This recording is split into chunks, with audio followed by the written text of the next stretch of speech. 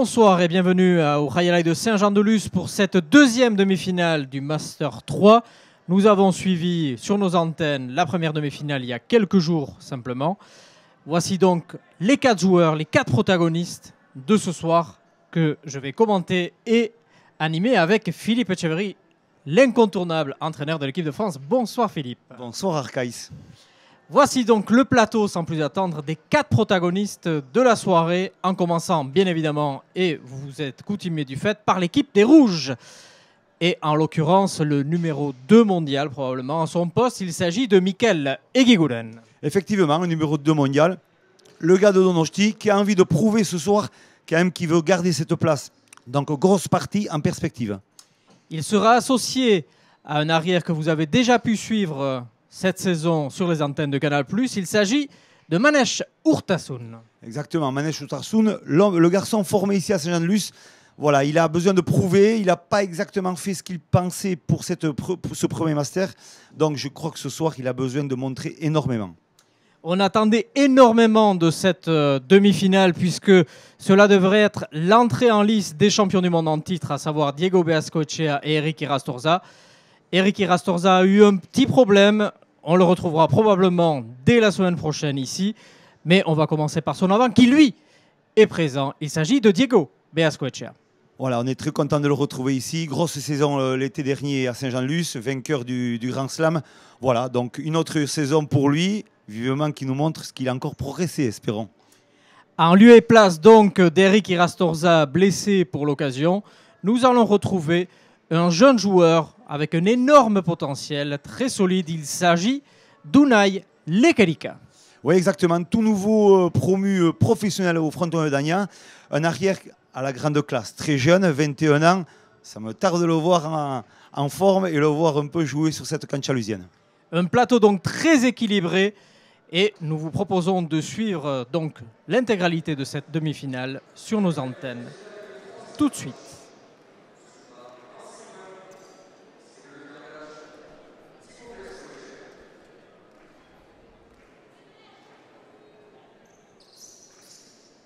Et c'est parti avec le coup d'envoi donné par l'avant bleu qui a gagné le toss, Diego Beascoechea, champion du monde en titre, avec Eric Irastorza malheureusement blessé pour la partie d'aujourd'hui et qui a été remplacé par Unai Lekerika.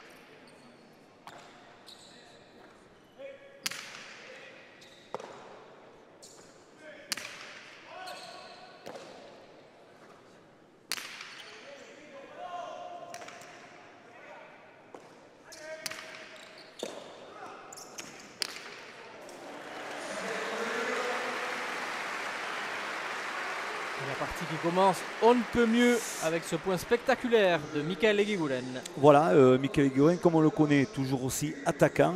Quand il a les pelotes, on s'est rendu compte la dernière fois qu'il a eu plus de mal. Mais aujourd'hui, je pense qu'il a besoin de beaucoup prouver par rapport à ce qu'on a connu de ses récentes prestations à Saint-Jean-de-Luz. Donc voilà, il démarre bien. Mikel Eguiguren qui avait été associé à la dernière partie avec le malheureux Xavi Insa, qui s'était blessé et qui avait voulu continuer jusqu'à la fin la partie. On lui souhaite un bon rétablissement puisque la blessure semble un peu plus grave que prévu à chaud. Et c'est vrai que Mikel Eguiguren avait été très affecté dans son jeu par cette blessure et il était complètement sorti de la partie. Oui, tout à fait. C'est vrai que c'est un joueur qui basait beaucoup sur le jeu de Xabi Insa. C'est une équipe qui était bien organisée, bien composée. Et c'est vrai que cette blessure d'entrée de partie ou du troisième point a apporté quand même le manque d'énergie. Il n'a pas réussi à se reconditionner cette partie-là et il est passé un peu à côté.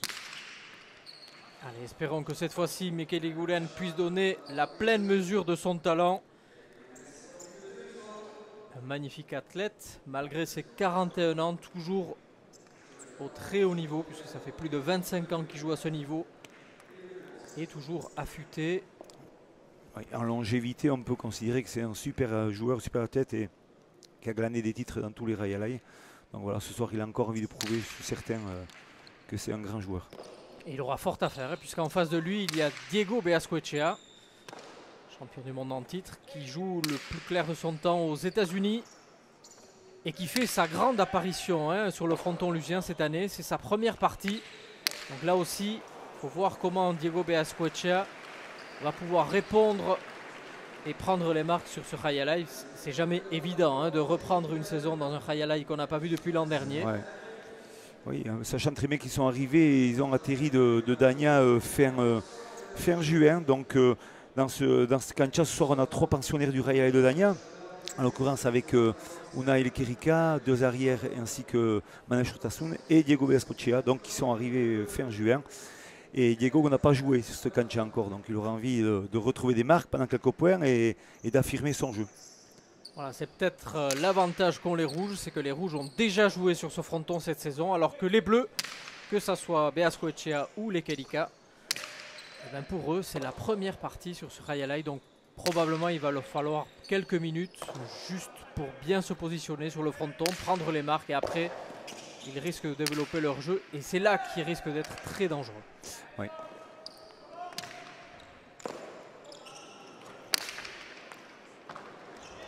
Alors, on vous promettait un duel d'avant. Voici donc la parfaite illustration avec cette attaque d'Egui Gouden qui répondait à une attaque de Diego Beazcoechea. Voilà, sur un renvoi les rebottes un peu court, donc la pelote, c'est vrai qu'elle est un peu ralentie, elle touche un peu le mur de gauche, on le voit, et là ça fait de l'ouverture. Et là il ne se gêne pas, botte pronto, drop, et là Radere, cortada de la droite, grande vitesse, accélération sur le mur de gauche avec de l'effet, très très dur de rattraper cette pelote. Partie lancée sur l'attaque puisque les 3 premiers points de cette partie ont été consécutives à des attaques des 2 avants. Et même le 4e avec ce superbe de mur de Diego Beazcoechea ayant intercepté le but d'Egui Gouden. Ah ouais, voilà. Donc aujourd'hui on sent le duel direct. Et pas de temps de répit. De suite, dès qu'on a l'occasion sur des périmètres de jeu, voilà, attrape la pote à la volée. Et là, 2 murs du revers, Costao, parfaitement exécuté. Là, pour réussir à récupérer ce pote, c'est toujours délicat.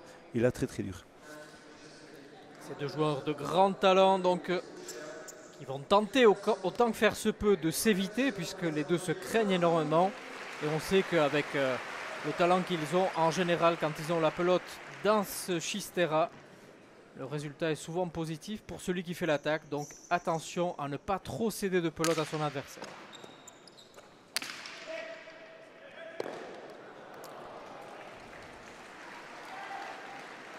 Petite faute de gants. Ouais. Voilà, on est à Saint-Jean-de-Luz. On a beau être auréolé du titre de champion du monde amateur, on vient de signer professionnel, mais c'est vrai que voilà, aujourd'hui, il faut qu'il trouve des marques, qu'il joue sereinement, calmement. Il a peut-être un peu la pression, il ne joue pas avec n'importe qui, il joue avec Diego Beazcoechea, donc c'est sûr qu'il a envie de prouver lui aussi que voilà, qu'on lui a fait confiance ce soir pour remplacer au pied levé au dernier moment Eric Souza, mais il en est tout à fait capable. Et que dire de la pression justement de remplacer un tel joueur comme Eric Irastoza. Forcément quand on rentre à la place d'Eric Irastoza, on a aussi une pression supplémentaire. Donc il va falloir que toute cette pression, il réussisse à l'évacuer pour donner la pleine mesure de son talent. Ouais. Et quel point de nouveau hein, de Diego. Exactement, donc une deuxième phase de jeu là, donc jusqu'à présent c'était des phases d'attaque courtes devant, et là c'est une phase d'attaque avec un point sur l'arrière. C'est les 2 façons de pouvoir faire des points. Il s'est permis de faire ça parce qu'il avait l'arrière direct qui joue contre lui, qui s'était beaucoup avancé. On voit, il va récupérer ce plot, il est très près du mur, il peut faire une attaque courte, mais il voit que l'arrière a avancé un peu et il va le lober, carrément le lober, super bien ajusté, très beau point. Voilà, parfaitement vu là, sur le ralenti, le coup d'œil de Diego Beazcoechea qui voit que l'arrière adverse est avancé, petit lobe, rien à faire. Voilà. Et les 2 équipes, de nouveau, dos à dos, 3 partout.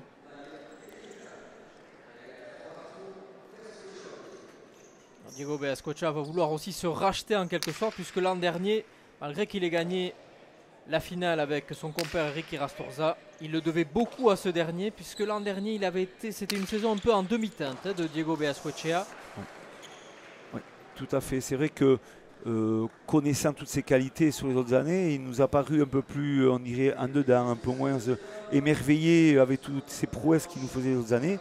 Et il s'est rattaché à un jeu d'équipe avec un arrière qui était vraiment dans une année extraordinaire, qui a été Eric Irastoza l'an dernier.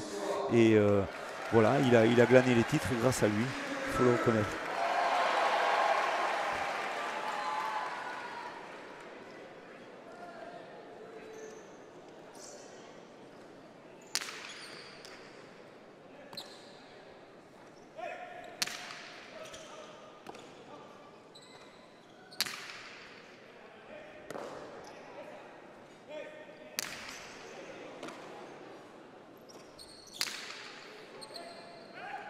Oh, super bien tapé.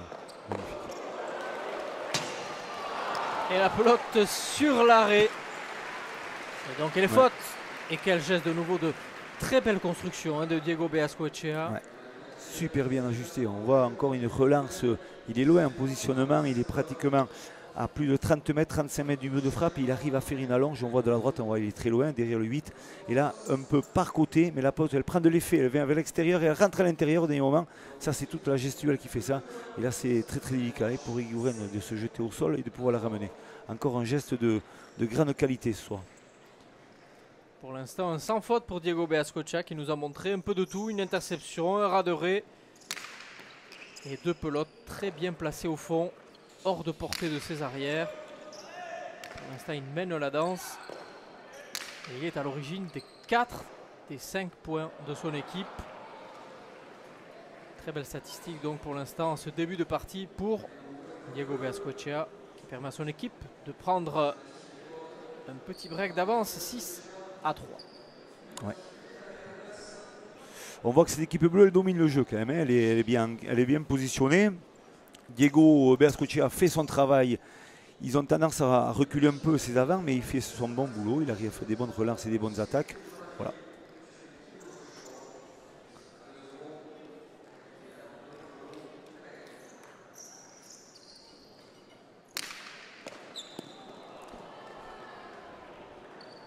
La pelote qui a échappé du gant de Michele Eguiguren, qui pourtant avait bien lu le but de Diego Beascoechea. Il s'était avancé, mais malheureusement pour lui, la pelote n'est pas restée à l'intérieur du gant. Et ce sont les Bleus donc qui prennent 4 points d'avance maintenant. 4 points d'avance, ça commence à compter dans ce premier match. Voilà, les points n'ont pas duré puisqu'il y a eu beaucoup d'attaques. Mais voilà, on remarque quand même qu'il y a eu pas mal d'interceptions au but depuis le départ. Je crois que ces joueurs-là craignent aussi de faire trop de pachas. Hein, c'est ça, ils ont un peu peur. Donc ils essaient de faire des buts un peu plus courts.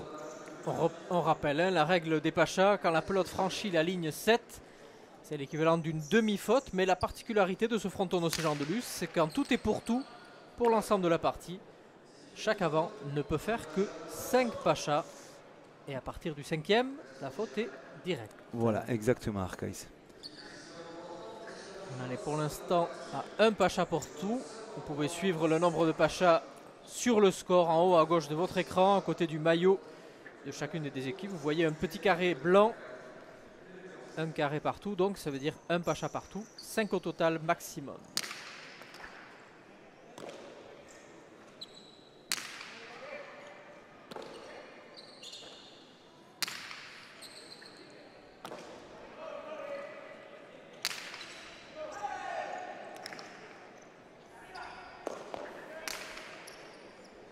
Une pelote assez vive pour l'instant.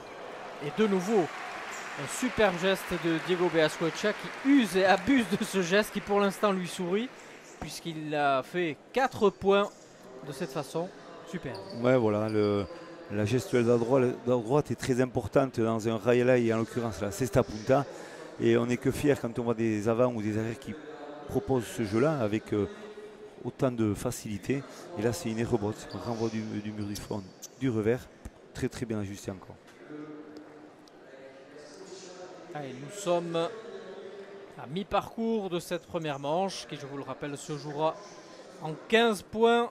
Le règlement sportif, vous le connaissez, 2 manches gagnantes en 15 points. En cas d'égalité, une 3e manche en 5. Mais c'est évidemment le scénario qu'aucune des 2 équipes ne veut faire parce que jouer une manche en 5 points, c'est l'équivalent de jouer un tie-break ou des tirs au but. Et en général, personne n'a envie de s'aventurer dans une telle compétition. Ouais, c'est vrai, ce 3e match toujours aussi délicat et 5 points, ça va très vite. Allez, les Bleus qui prennent le large maintenant avec cette pelote qui a été en dehors des limites, les limites de la cancha. Nous rappelons délimitées par des lignes jaunes au sol comme au mur. Toute pelote à l'extérieur ou au-dessus de ces lignes sont fausses et contrairement au tennis, toute pelote qui frapperait une ligne le serait également.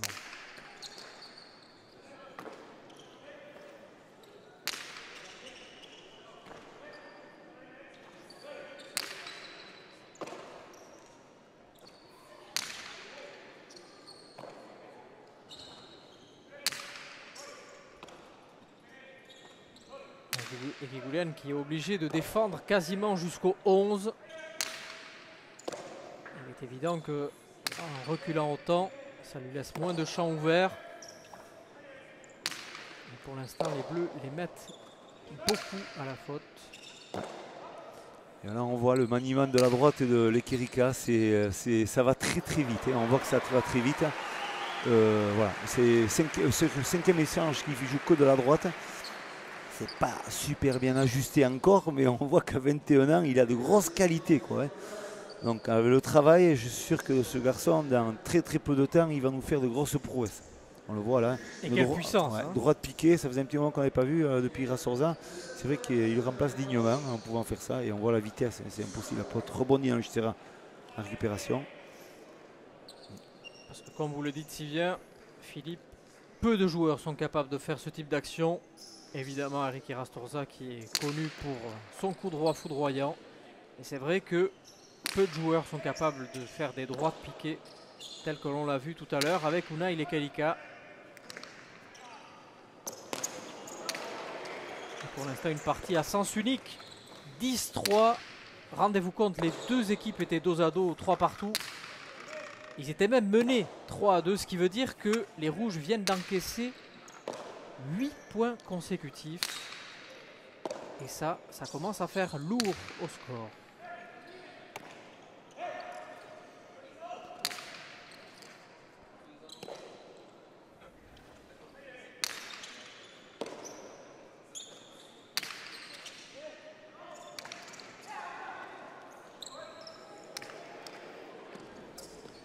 Voilà, échange très long.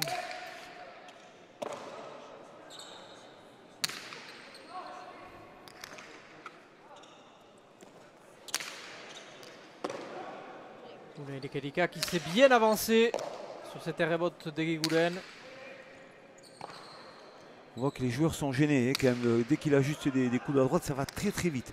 Donc en réception, l'anticipation est très importante. On voit là encore, il rentre de la droite, hein, il recherche un peu. Voilà. Se complique un peu la tâche là, on voit, voilà. C'est le manque de patience dans la préparation du point.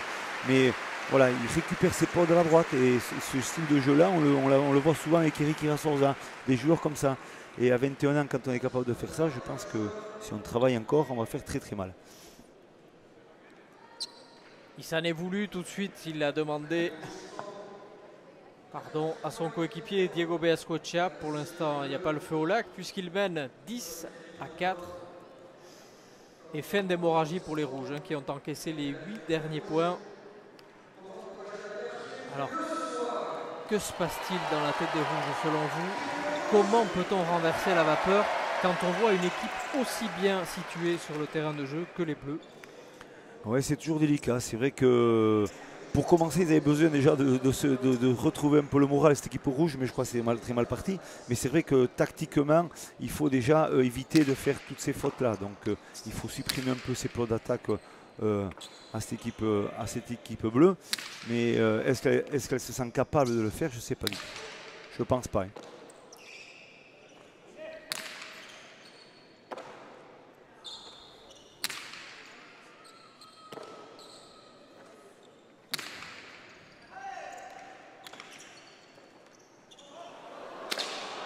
Et de nouveau la pelote sur la ligne. Et les Rouges qui marquent un nouveau point, 5-10.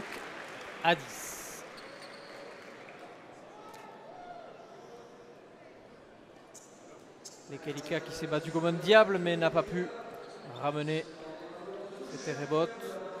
Voilà, il essaie de la poser, mais c'est vrai qu'il est un peu trop court au niveau de la réception. Et il a touché la chapa, la ligne horizontale qui est sur le mur de frappe. Une magnifique image proposée par cette caméra qui se trouve juste sous l'arrêt et qui nous donne des points comme si vous étiez sur la cancha. Magnifique. La voici cette fameuse caméra avec au fond vous voyez Michael Guigoulian qui s'apprête à buter. Ah, il a été gêné par le rebond dans son placement. Que s'est-il passé? Est-ce que la pelote n'a pas rebondi comme il s'attendait? Comme elle se devait surtout, je pense, parce que cette pelote, elle a été freinée par le sol. Il y a quelque chose ou une couture dans la peau de la pelote qui a fait qu'elle a changé sa trajectoire. Et mine de rien, les rouges engrangent 3 points, reviennent 6-10. Certes, il reste encore 4 points d'écart, mais on peut dire qu'ils ont fait les 3 derniers points sans trop quand même se fatiguer. Et ils enchaînent même un 4e avec de nouveau le malheureux Lekelika qui n'a pas de chance avec les lignes pour l'instant. Ouais. Là, c'est la deuxième ligne qu'il arrive à toucher en suivant. Donc voilà. Il essaie de retrouver les relances. C'est pas évident, des relances du mur du fond pour essayer de dépasser, pour essayer d'enlever la pelote à l'avant. C'est très important. On sait très bien en plus quand on a un avant direct comme Michael Eguiguren, c'est toujours plus agréable de l'avoir un peu éloigné du mur de frappe que trop près parce que peut déclencher des attaques, c'est toujours délicat. Voici cette belle image de Michael Eguiguren et Manesh Urtasun qui ont pu échanger quelques mots lors du changement de pelote. Cette pelote avec laquelle les 4 protagonistes jouent cette demi-finale. Et on le répétera jamais assez, toutes les pelotes étant fabriquées artisanalement. Chacune d'entre elles a des caractéristiques propres, donc il est fort à parier que Michael Eguiguren et Manesh Urtasun auront fait un choix pour essayer de gêner au maximum l'équipe des Bleus, peut-être en prenant une pelote vive. Voilà, il vaut mieux jouer avec une pelote vive, mais attention quand même, parce qu'avec un arrière comme Lekelika qui agit facilement sous sa droite, il va bien falloir défendre après sur le jeu d'une pelote rapide. Mais c'est vrai que ça leur permettra aussi peut-être de le mettre aussi en difficulté et le laisser coincer vers le mur du fond. Allez, deuxième tentative pour Michael Eguiguren qui a fait un pacha. C'était le deuxième de la partie. Le voici qui s'élance pour le deuxième but. Aussi bien récupéré par Diego Beascoechea. Beaucoup d'interceptions, vous le disiez tout à l'heure. Oui, on sent qu'il y a un peu plus de fébrilité, c'est une fébrilité normale puisqu'il y a toujours cette sentence si on envoie plus de 5 fois derrière le numéro 7.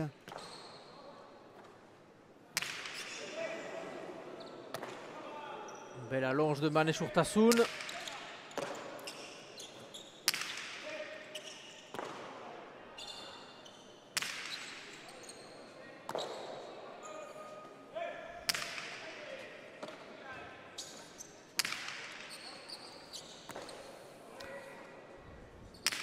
Ça y est, là ça canonne. Oui, là ça prépare le point, on voit qu'ils ont besoin de ça. Ouais, très belle défense là-bas de Manesh. Manesh Urtasun, malgré qu'il soit acculé quasiment depuis le début de la partie, qui n'a presque pas fait de faute, il fait une belle prestation pour l'instant.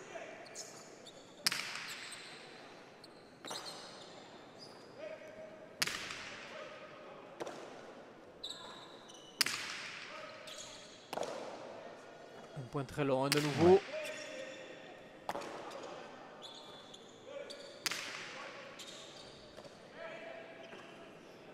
C'est ce genre de point qui compte quasiment double, parce que quand on le perd, ça fait très mal à la tête, et quand on le gagne, ça peut remonter le moral. Ouais, voilà, c'est ça. Et voilà. C'est ça. On l'a vu, Manesh Urtasun qui lève les bras. Il sait que c'était un point important puisqu'il aurait pu permettre à son équipe de revenir à 8-10. Il n'en est rien. Point pour les Bleus, 11-7. Et là, c'est pas du tout le même scénario. C'est sûr, il vaut mieux avoir 4 points d'avance, c'est toujours plus intéressant. Et c'est vrai que voilà, c'est un point qui a été long, avec beaucoup d'échanges. Et avec la chaleur qu'il fait aujourd'hui, quand même, qui règne sur Rayalaï, c'est vrai qu'aujourd'hui, c'est des points qui vont marquer sur cette fin de première manche. Vous faites bien de souligner la chaleur et l'humidité qui règne sur Rayalaï. Rayalaï qui n'est pas climatisé. Lorsqu'on sait que le Rayalaï est très garni ce soir, plus de 1500 personnes, on vous laisse imaginer une enceinte fermée dans laquelle il a fait pas loin de 30 degrés durant toute la journée, plus le public et les lumières. Il y règne une ambiance à la fois humide et extrêmement complexe pour les organismes des protagonistes.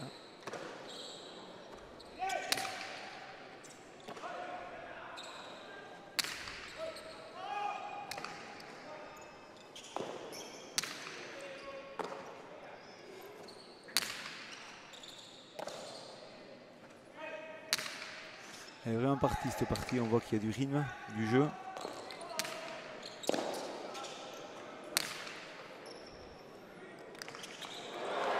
Superbe point. Ouais, c'est magnifique, ça s'appelle un chichak, exactement, c'est bien ça le terme. C'est la pelote qui va toucher le sol, le mur et le sol en suivant. Et grâce, voilà, une rebote pas très bien effectuée. Et là, le coup d'œil de Michael Egouen qui a vu la Unai avancer un peu trop. Et là, le sol, voilà, magnifique. Hein. Le sol, le mur, le sol en suivant. Chichak. La pelote est littéralement déposée à l'endroit même, millimétrée. Et c'est là qu'on voit justement la classe des très grands joueurs, comme Eguiguren, Beazcoechea ou encore Goicoechea. Voilà, c'est beaucoup de travail, c'est de l'entraînement. Ces joueurs-là sont entraînés à préparer ces coups-là. Donc voilà, quand ils réussissent, ils peuvent penser à tout le travail effectué. Allez, 11-8, c'est reparti avec Michael Eguiguren. Un but long, trop long. Et c'est le troisième Pacha de Michael Eguiguren. Attention, puisque nous sommes à peine dans la première manche. Et si d'aventure il devait y avoir une deuxième manche serrée, voire une troisième manche, ça pourrait devenir compliqué pour Michael Eguiguren. Ouais, tout à fait. Dans la tactique et dans la stratégie de jeu, il faut qu'il fasse attention à Michael Eguiguren parce que ça va être problématique pour lui en certains moments.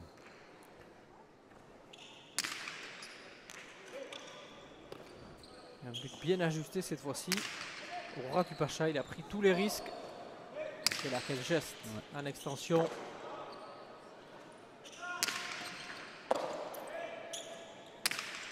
Michael Eguiguren qui semble vouloir prendre le jeu à son compte pour essayer d'enflammer un peu la partie et mettre le doute sur l'équipe des Bleus. Ce qu'il réussit partiellement puisque son équipe, petit à petit, refait son retard. Les voici à 9-11. Voilà, on aurait pu penser que la partie était bien avancée pour l'équipe bleue, pour Unai Lequerica et Diego Beazcoechea, mais effectivement, l'équipe rouge est toute prête de recoller au score. Il semble justement que le changement de cette fameuse pelote, comme vous le disiez, met plus à mal le jeu de Lequerica qui est obligé de rester au fond du fronton. Elle a une faute grossière de Michael Eguiguren qui fait un falta, c'est-à-dire la pelote qui ne franchit même pas la ligne minimale, la ligne numéro 4. Et ça peut coûter très cher. Et oui, à ce moment donné de la partie, à 11, faire une grosse faute comme ça, quand même, c'est vraiment donner un point. Et je crois qu'on voit qu'il s'en veut. Hein. Il râle après lui. Et voilà. Et là, c'est Diego Beazcoechea qui demande au juge d'essuyer le sol.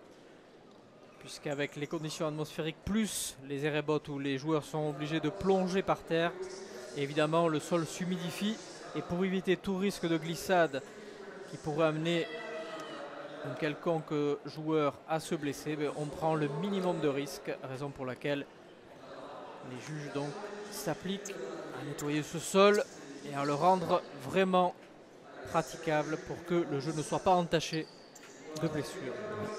La blessure est malheureusement très très vite arrivée.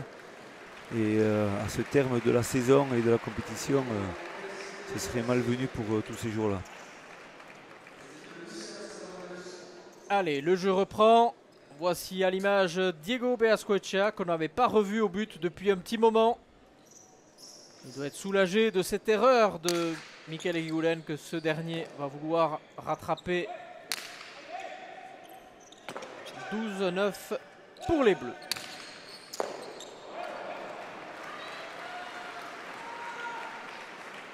Et même 13-9.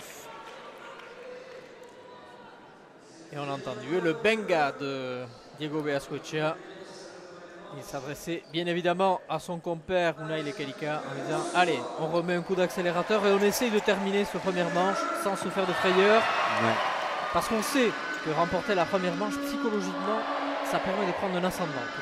Oui, exactement. C'est vrai que c'est très important ce première manche. Et quand on l'a dominé comme ils l'ont dominé cette équipe bleue, ce serait dommageable qu'ils laissent passer des points et perdre cette manche-là.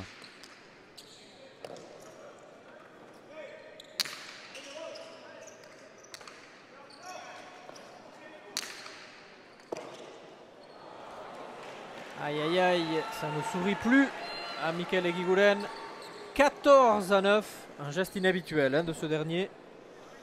Ouais, il refait, on voit qu'il vient sur un déplacement latéral. C'est toujours délicat de venir récupérer ces pelotes là parce que ça demande un plus de maîtrise sur la main gauche en réception, voilà.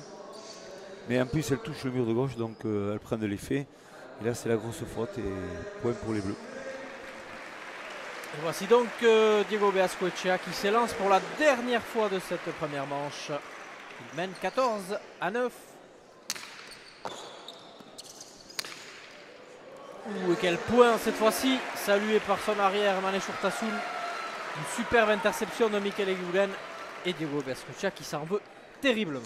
Et voilà, il sait très bien que dans ces phases de jeu, on ne doit pas se permettre de donner la pelote à l'avant. C'est impossible parce qu'on se soumet à des attaques aussi bien tapées que ça. Et c'est pour ça qu'il râle et je le comprends.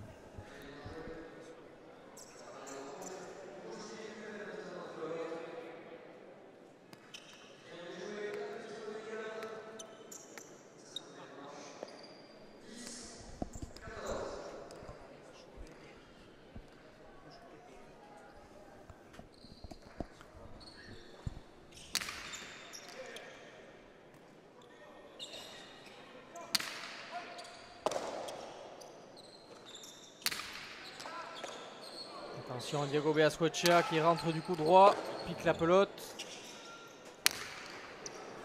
Ouais. Aïe! Et malgré ce geste spectaculaire de Diego Beascoechea, il ne peut rattraper cette attaque parfaitement déposée par Michael Eguiguren. Ouais. C'est très bien ajusté, on voit, il n'y a rien à dire. Point parfait. Allez, 11-14, le chemin est encore long pour Michael Eguiguren et Manesh Urtasun. Mais comme vous le dites, à chaque fois, rien n'est joué jusqu'à la dernière pelote.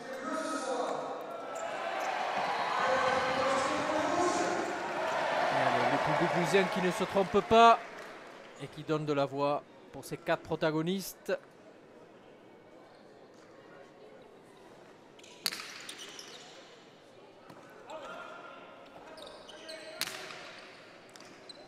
Quel geste de nouveau en demi-volée de Michael Eguiguren.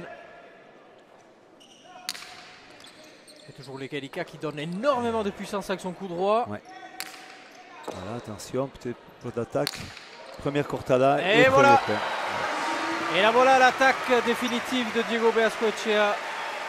Cette cortada raderée qui permet à son équipe de sceller le score de cette première manche sur le score de 15-11. Très jolie première manche. Oui, elle a été un peu en deux temps. C'est vrai que ça a été un peu bizarre pour cette équipe rouge, mais l'équipe bleue a bien mené son bateau, bien mené cette équipe pour pouvoir gagner cette première manche. Une première manche qui a vu le jeu énormément s'accélérer quand même avec beaucoup d'attaques. Un jeu plaisant, mais avec 2 attaquants de ce calibre, Beascoechea et Michael Eguiguren. Le spectacle était forcément garanti. Voici Diego Beascoechea et les meilleurs ralentis. Les plus beaux points de cette première manche et notamment ceux de mur parfaitement déposés par Michael Eguiguren. Malheureusement pour lui, ces points spectaculaires n'ont pas permis à son équipe de remporter la première manche, puisqu'en face il avait Diego Beascoechea qui a répondu de manière aussi spectaculaire et efficace que lui. Il reste maintenant 3 petites minutes aux 2 équipes pour se départager. Oui, voilà, les statistiques, elles sont là. On voit que quand même, Michael Eguiguren a fait un peu plus de fautes que son avant direct, Diego Beascoechea. Déjà, bon, ça penche un peu dans le résultat. Et c'est vrai que les points gagnants sont pratiquement ex aequo. C'est vrai qu'ils ont été assez tranchants quand même dans leur jeu. Et au niveau des arrières, voilà, Unai Lekeruka fait 5 fautes et Manesh Urtasun 4. Donc c'est vrai que le score reflète bien ces statistiques. On a vu que c'est vrai que les fautes directes un peu de Michael Eguiguren ont été préjudiciables à sa victoire. Des fautes directes mais aussi inhabituelles, parce que souvent c'était des gestes un peu de fébrilité qu'on n'a pas trop coutume de voir sur ce joueur, à part peut-être ce début de saison où on a l'impression qu'il n'a pas totalement confiance en lui et que des fois il y a il y a des pans de partie entiers où il peut un peu sortir de la partie. Et après, il y a quelques coups d'éclat aussi de ce joueur, mais c'est vrai que parfois il pêche dans la constance. Et c'est vrai qu'on l'a vu tout cet hiver, puisque ça a été un peu la personne qui a fait le mercato, puisqu'il a fait le championnat de France, Pro-Am, avec la section paloise. Il a fait de très grandes prestations, il a été constant sur 3 mois, et peut-être qu'il paye un peu sa grande forme qu'il a eue pendant ces 5 premiers mois, peut-être là aujourd'hui, là sur ce mi-juillet et début août. Donc voilà, c'est toujours délicat parce que c'est des moments importants dans la carrière de ces joueurs-là de gagner effectivement aussi soit les internationaux ou le Gandor, qui sont les 2 plus grosses dates et compétitions qu'on peut rencontrer ici côté français. Donc voilà, bon, il faut souhaiter qu'il se reprenne sur cette deuxième manche et qu'il continue à gommer un peu ces fautes qu'il nous a proposées. Et le Gandor de Biarritz, nous y serons également puisque nous retransmettrons la finale du Gandor sur les antennes de Canal+ Sport. Alors que les 4 protagonistes refont leur apparition après cette courte pause de 3 minutes. Time est décidé par les organisateurs. Et voici donc Diego Beazcoechea qui reprend sa place. Et nous voyons à l'image Mikel Eguiguren et Mane Urtasun qui essayent de trouver la solution. Ils essayent. Vont-ils réussir à trouver la pelote qu'il faut? Mais en plus de la pelote, faut-il encore qu'ils mettent à place un jeu qui mette en difficulté davantage l'équipe des Bleus? Voilà, c'est vraiment, je pense, ça a été la grosse discussion dans ce tempo, dans cette coupure-là, parce qu'ils avaient vraiment besoin de trouver une solution pour essayer de rechanger un peu ce jeu, parce qu'ils ont quand même fait briller un peu cette équipe rouge, et en l'occurrence à Diego Beazcoechea. Mais ils sont tout à fait capables de se reprendre. On sait les qualités de ces joueurs-là, et il ne manque pas grand-chose, parce que voilà, c'est le score 15-11 première manche, elle peut changer. Donc important, hein, l'engagement et le départ de ces deuxième manche.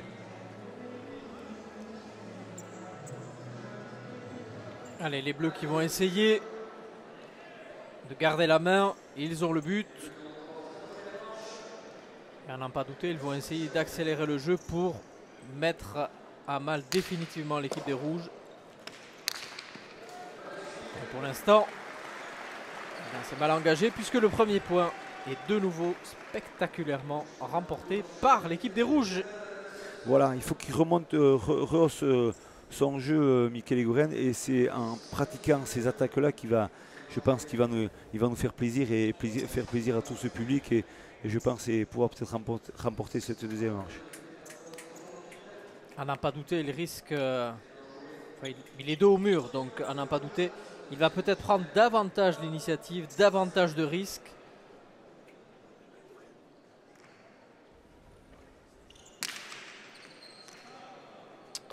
Et de nouveau, un Pacha, le 4e de Mikel Eguiguren. Attention, les choses se corsent pour l'équipe des Rouges. Déjà mené une manche à 0. Alors imaginez qu'en plus, Mikel Eguiguren ne puisse pas prendre de risque au but. Là, ça deviendrait vraiment très compliqué. Oui.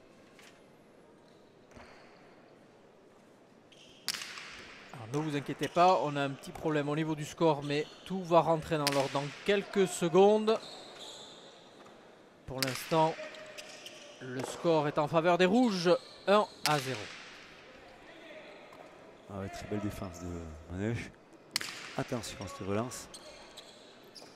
Voilà, variation de coups, hein. On joue du revers, on joue de la droite pour éventuellement changer cette trajectoire de pelote et gêner l'adversaire.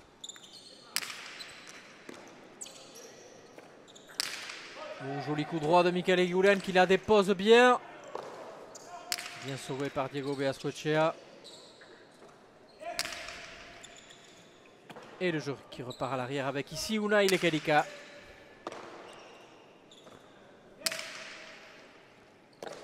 Attention au coup droit. Ouh là là, il s'en est fallu de peu, mais peut-être une attaque un peu osée. Ce de mur du fond qui s'écrase sur la ligne. Elle était pas loin, elle s'échappe un peu sur la fin. On voit c'est par rapport à sa posture de droite, elle est un peu plus par côté, on le voit.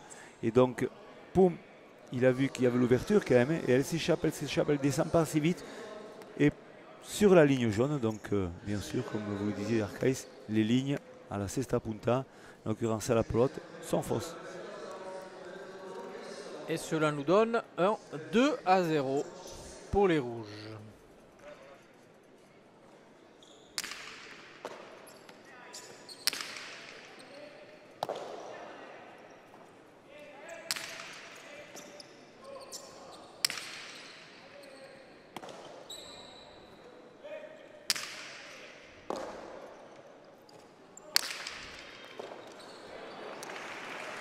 La pelote effleurée par Michele Higuren, mais cette attaque de Diego Beascochea était impossible à ramener.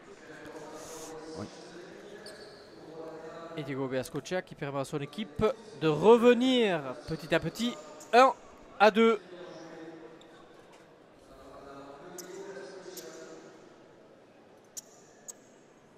Et ce super raderé de Beascochea. Voilà. Il n'hésite pas, et il a bien raison, il faut qu'il ose, à faire ces points-là, et tant mieux.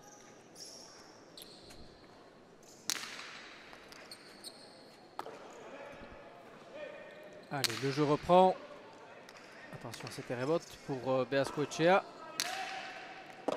qui met en difficulté de nouveau. Un superbe rebote de Beascochea, bien collé au mur, impossible à ramener par Higuren. C'est toujours problématique, et je le répéterai tout le temps. C'est vrai que c'est de la cesta punta, donc on joue avec les murs, et ce mur de gauche est très très important. Et on le voit là sur les rebotes, sur le renvoi de la droite, après le mur du fond de Diego Beascochea. Elle prend de la vitesse, elle prend de l'effet en touchant ce mur de gauche, et pour la réceptionner, c'est toujours très très très dur parce que ça va très vite. Et les bleus qui reviennent à hauteur de partout.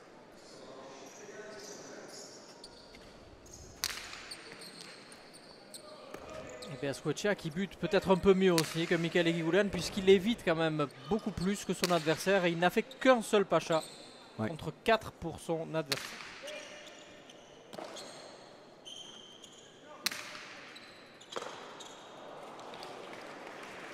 Et ouais, c'est un geste très bien ajusté de Unai Lekirika, parce que depuis le début de la partie, on voit Michele Higuren qui joue très très loin de sa zone d'attaque. Et là, il est en grosse défense, il est axé sur le numéro 10. Donc voilà, les revers de Unai sont plus courts vers le 9. Donc c'est toujours très gênant de rattraper ces potes-là. Et ça, c'est vraiment la bicheta, l'œil pour pouvoir changer son jeu. Allez, le petit problème au niveau du score est revenu. 3-2 pour les bleus.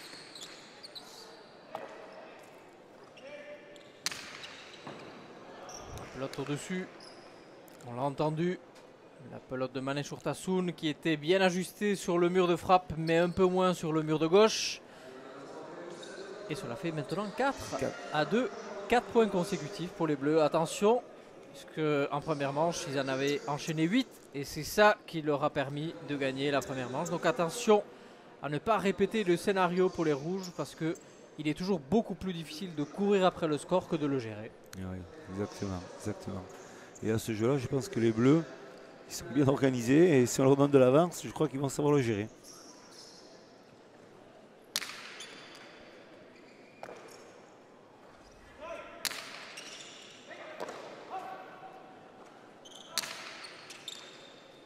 Quelle puissance que donne ce joueur du coup droit.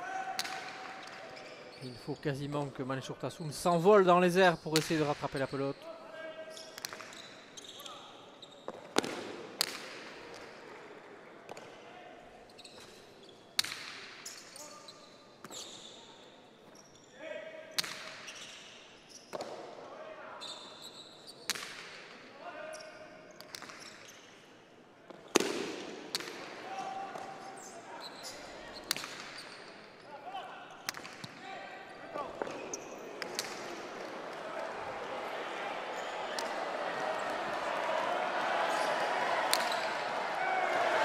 Oh, héroïque Michele Higuren. Quel point, lui qui est parti 3 fois au sol pour récupérer les pelotes à les rebotes. Diego Beascochea qui semblait avoir fait le plus compliqué en lâchant cette pelote peut-être pas aussi bien ajusté qu'il aurait pu le faire. Et c'est une occasion rêvée pour Michael Eguiguren pour terminer, mais vraiment un travail héroïque de Michael Eguiguren sur ce point. Ouais, on va le lâcher, il essaie de faire un lâcher, déposer une pelote doucement, mais il fait une erreur, il est un peu trop haute. Et là, quand même, Michael Eguiguren, il ne va pas se tromper. Une attaque par-dessus l'épaule, en raderait. Et là, c'est le point imparable.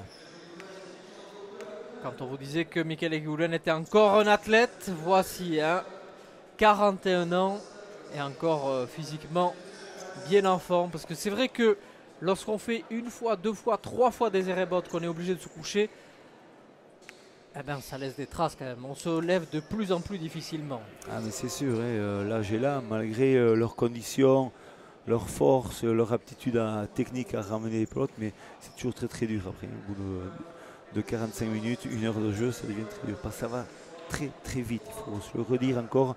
La pelote va à plus de 250 à l'heure. Je peux vous dire que c'est très fatigant psychologiquement et physiquement. Et on a aperçu furtivement dans le public l'œil expert d'Eric Irastorza, malgré sa blessure, qui est venu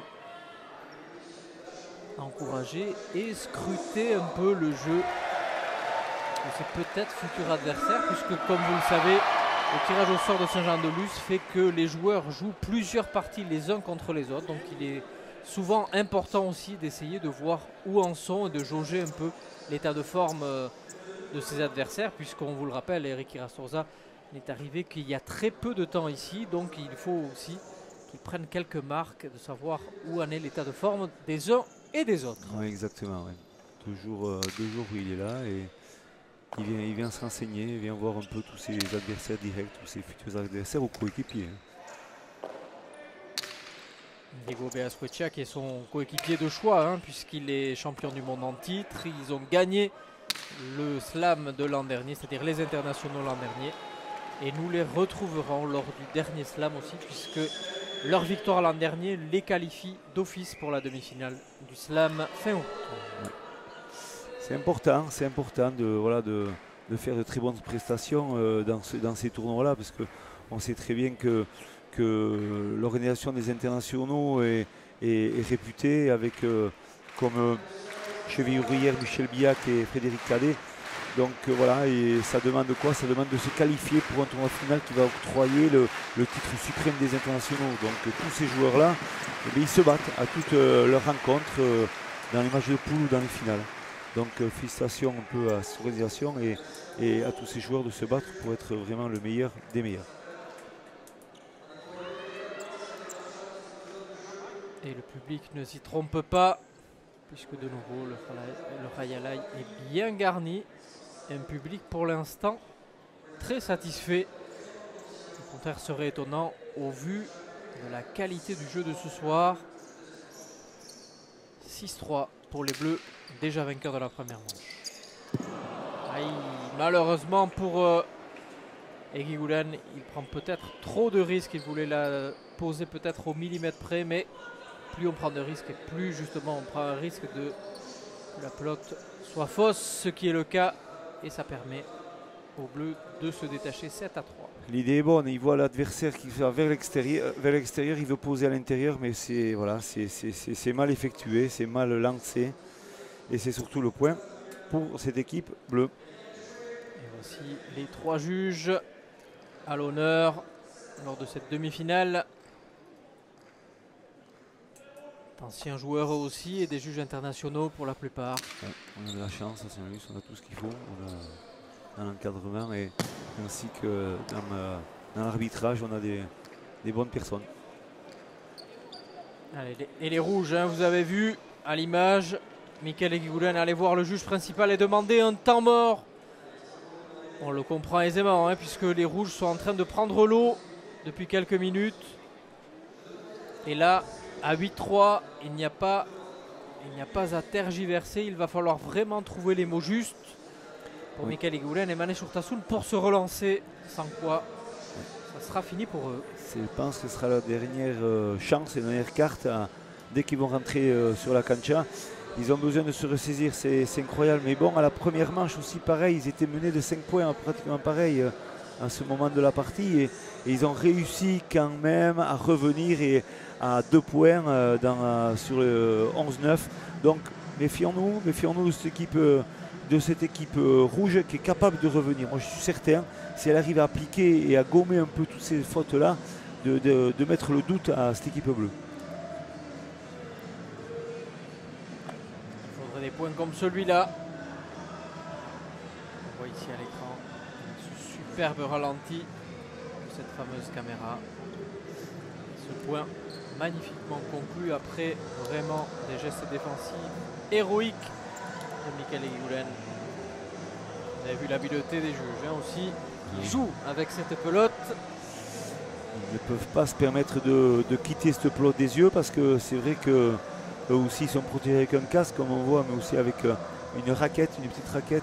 Et si on a le malheur de la prendre ou de se la faire lancer au niveau du corps, ça devient très très très dangereux.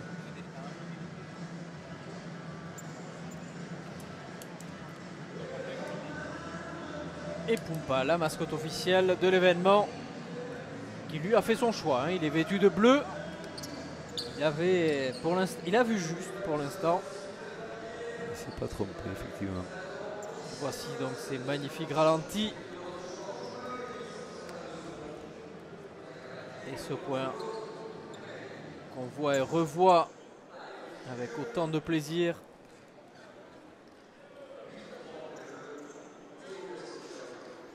Allez, 8-3.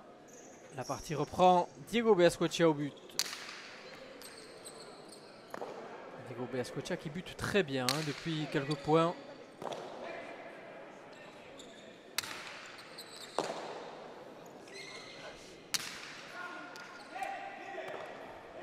Belle extension de Lekelika.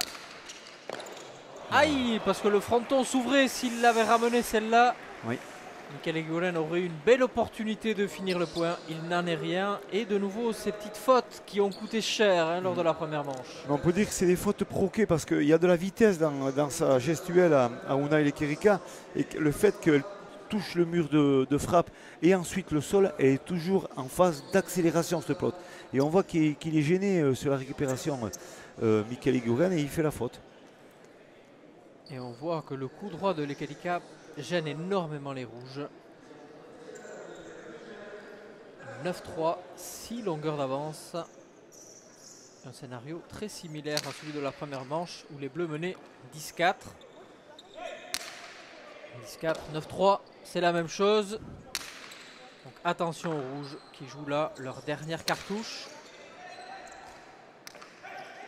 Sans une réaction rapide de leur part, on ne voit pas comment ils pourraient revenir dans cette partie. Et pourtant, il ne manque pas grand-chose, comme vous le disiez. Peut-être un peu plus d'application. Oui, peut-être un peu plus de réussite et voilà et de gestion du point.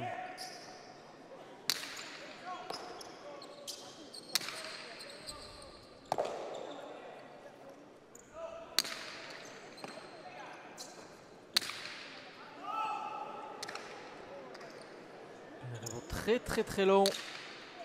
Oh quel geste de Michael Eguiguren. Oh, la pelote qui a pris trop de vitesse avec le mur de gauche et qui est parti bien au-delà de la ligne. Falta donc 4-9. Oui, 4-9. Voilà, le point a été un peu long et duré depuis quelques échanges. Et c'est vrai que sur la durée, voilà, Diego Beascocha a décidé de faire un renvoi sur ce deux murs et donc elle a été fuyante, elle est sortie des limites.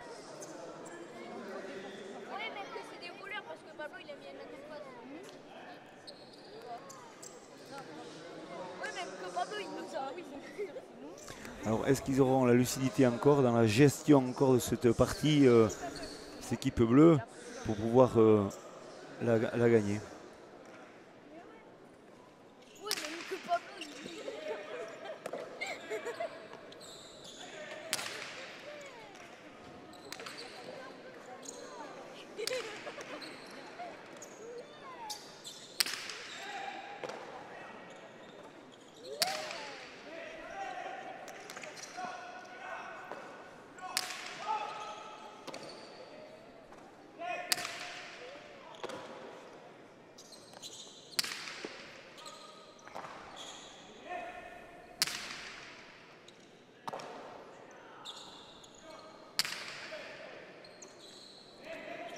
des réceptions spectaculaires quand même, toujours en extension. Attention à la droite.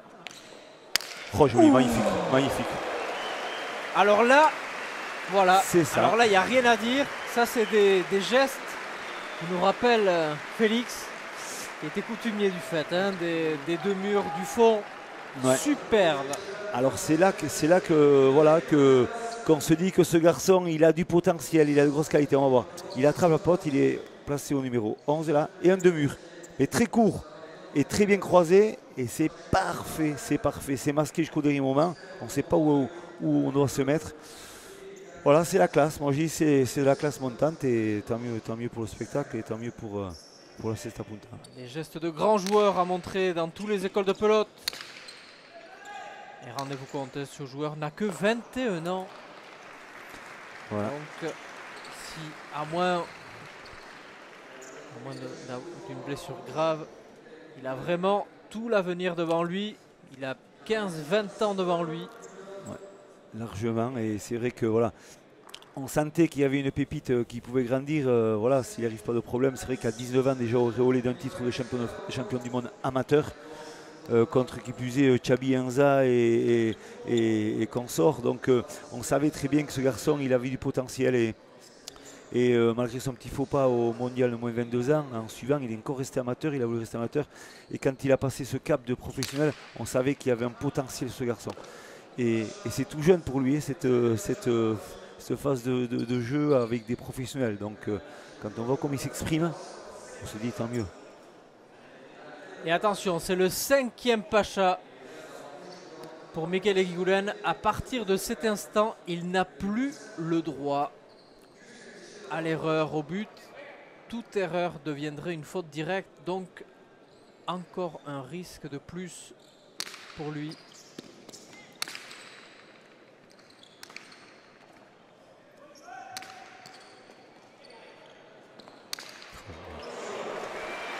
Et vous l'avez dit, joli. Voilà, que dire de plus de ce geste masqué de Diego Beazcoechea et ce lâcher parfaitement déposé. On va la voir sur ce ralenti. Voilà, il va attraper la pote, il va bien voir où sont ses adversaires directs, où sont placés. Et là, c'est un lâcher par-dessus l'épaule à l'intérieur. Parfaitement réalisé, il n'y a rien à faire.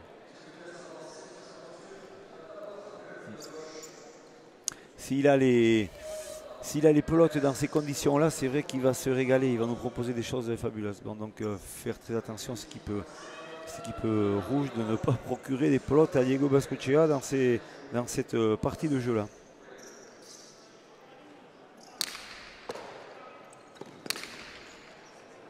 Voilà, c'est toujours la spéciale. Voilà, décroisé. Ouais. La réponse du berger à la bergère. 6-11. Et cette interception de Mikel Eguiguren. Voilà, on voit l'engagement un peu par-dessus l'épaule, mais elle ne touche pas le mur de gauche. Donc voilà, toujours délicat. Et là, il va décroiser, il va toucher très très tard le mur de gauche pour qu'elle vienne vers l'intérieur. Et c'est toujours délicat de venir, vu la vitesse surtout, hein, c'est la vitesse de la pelote qui fait que si on est en retard sur le déplacement, eh c'est trop tard.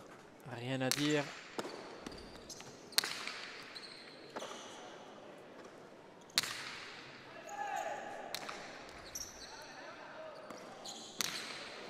Et la longe de Beazcoechea.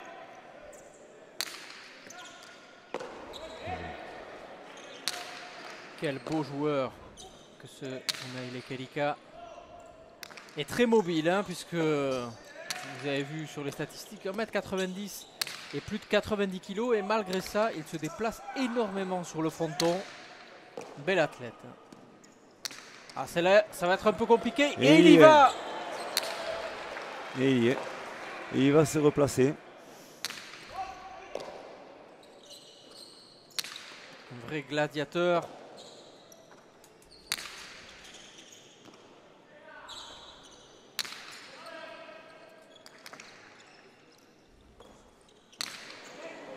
Alors là, attention, je pense qu'il va redéclencher quelque chose à droite. Ça, c'est bien tapé. Ah, c'est bien tapé, voilà. Je le vois de suite. Ça se voit d'ici. Voilà, il manœuvre très bien son jeu, quoi. On voit qu'il a tout ce potentiel pour le faire. Il est très bien épaulé avec Diego Benascocha. Il se sent bien, on voit qu'il est content, il est heureux. Il se sent bien sur ce fronton et il nous fait des choses super. Et on le disait au début de la retransmission, rendez-vous compte que ce joueur, la dernière fois qu'il a joué sur ce fronton, c'était il y a 3 ans. On nous le disait tout à l'heure. Il ne lui a pas fallu longtemps pour prendre la mesure de la cancha. Il se sent comme à la maison. Ce qui donne énormément de confiance aussi à Diego Benascocha, qui parfois a besoin d'un arrière qui lui donne confiance. Bien sûr. C'est sûr que si on joue avec un arrière qui met un peu la pression, c'est toujours délicat. Et là, on voit qu'il le met dans le bon rail. Donc, superbe équipe, ce joueur. Celle-là, voilà. Impossible d'aller la chercher. Voilà. Tchitchak, c'est vrai que pour faire... on voit que Mickaël, pour qu'il réussisse à engranger des points, il faut qu'il fasse des gestes parfaits. Et là, en l'occurrence, c'est un geste parfait. Sinon, eh bien, ça devient compliqué pour cette équipe rouge.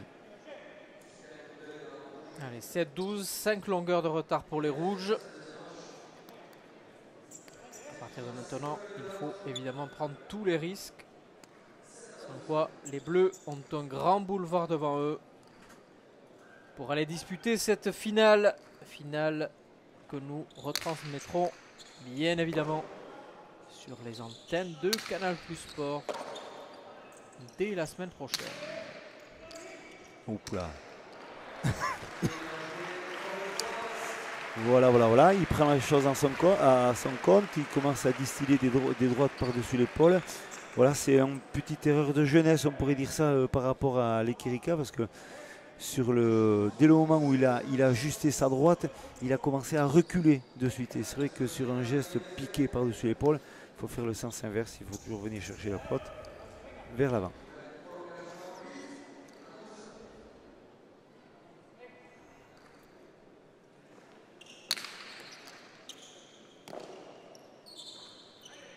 On voit un Mickaël Eguiguren qui s'applique énormément au but. Maintenant, il n'a pas le choix.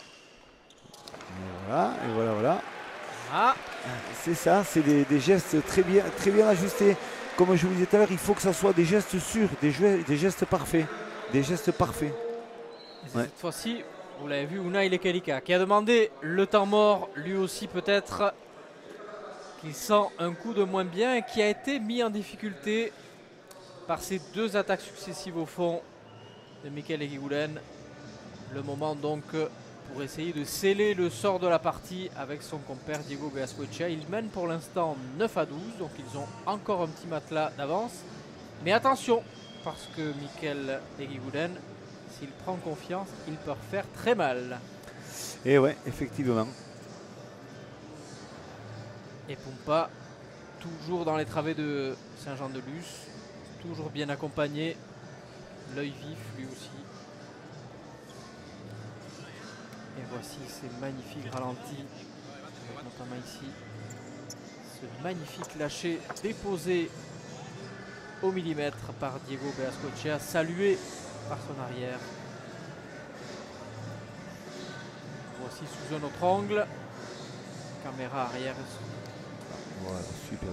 On voit qu'il passe vraiment son corps et qu'il engage, rien qu'avec le corps, il engage déjà l'adversaire sur un axe de jeu et il peut remettre ça à l'intérieur. C'est super bien joué. Quelle classe de ces 2 grands joueurs que sont Diego Benascocha et Mickaël Eguiguren.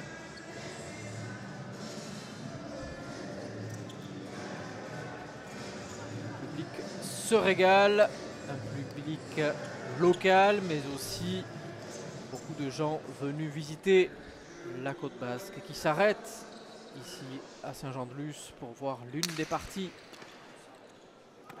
Beaucoup de connaisseurs issus du golf aussi qui sont là sur les travées de Saint-Jean-de-Luz. Le golf et la pelote qui font bon ménage puisque beaucoup de joueurs de Cesta Punta jouent au golf après et jouent à bon niveau. Et il joue très bien. Et on a un cas avec Pierre Richelus qui est un bon joueur de champion du monde de Cesta Punta, un très bon joueur de golf.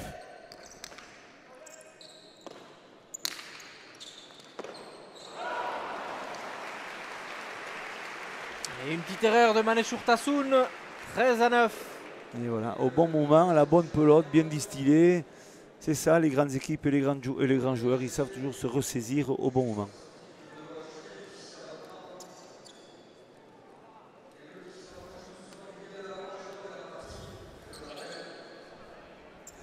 les Bleus qui commencent à entrevoir le bout du tunnel. 13-9.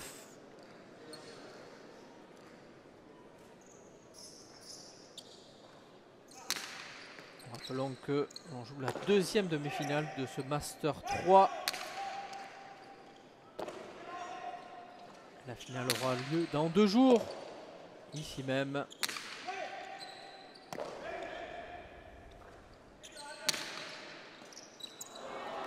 Et de nouveau, comme à la première manche, l'avant-dernier point, cette faute très inhabituelle. Exactement le même scénario que la première manche. Comment un joueur de cette qualité peut faire des fautes comme ça à ce moment-là de la partie? Est-ce que c'est justement une pression, une peur de faire faux? Qu'est-ce qui se passe dans la tête de Mickaël Eguiguren? Je pense pas que c'est la pression. C'est vrai que voilà, il n'a pas la lucidité en ce moment. Comme toujours, grand joueur, il y a des mauvais passages. Et en ce moment, je pense qu'il a ça. Parce que ça, c'est des gestes qui réussissent mais parfaitement et régulièrement. Mais là, voilà, en ce moment, mais ça se passe moins bien pour lui. Allez, le dernier but de Diego Beascoechea, très long.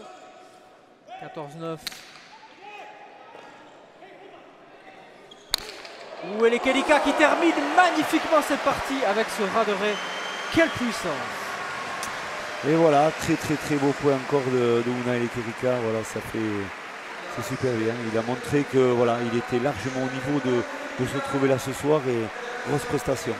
Mickaël Lekelika, Lekelika, entré en jeu en tant que remplaçant et qui rentre par la porte des grands. Ah oui, non, c'est sûr, c'est sûr.